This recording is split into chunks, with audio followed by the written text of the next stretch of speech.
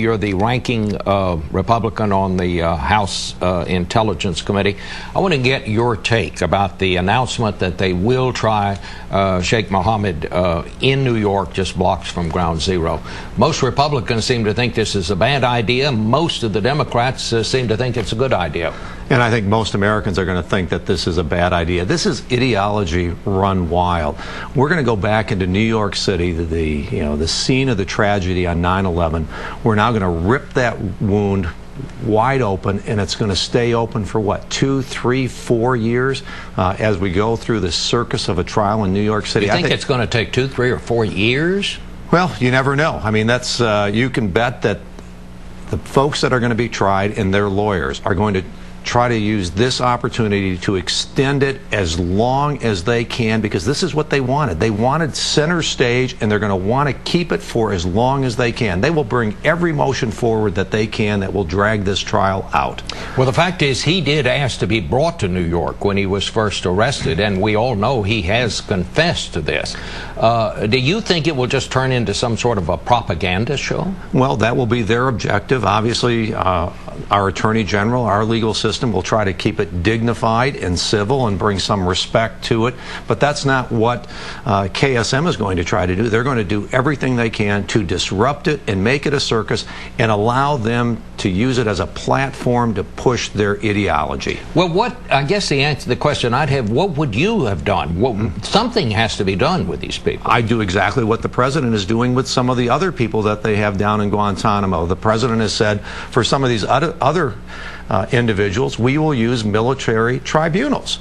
And he hasn't really, demonstrated to us as to why some are going to go into New York and be tried there and why others are going to go through military tribunals. He clearly has said military tribunals are an appropriate step to use, but he hasn't said why it's okay for one for another. I would have put him through the military tribunal process. We started that process. They pled guilty. Why won't the president take guilty for an answer and say, now let's go on to the sentencing phase? Do you believe, is it your basic belief that these terrorists do not deserve a trial in an American court and the benefits that come with that? Not an American civilian court. I believe that they have certain protections that they would get in a tribunal, but to give them all of the extraordinary protections that you and I have as American citizens, and to give that to KSM, people who have mocked the American system, want to do everything that they can do to destroy it, and now give them those extraordinary protections that we enjoy, I think that's a bad decision. Do you think this puts the people of New York at risk?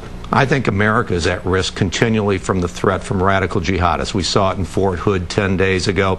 To now say that New York is on the list, I think New York has been on the list ever since 2001. We know that we were attacked in 1993. We know that we were attacked in 2001. I think that Al-Qaeda and radical jihadists, if they could attack us again in New York, they would. They talk now, and there are reports that the administration is now examining various federal prison sites in this country. Illinois is one of them. They were talking a while about perhaps putting them in prisons in Michigan, your home state.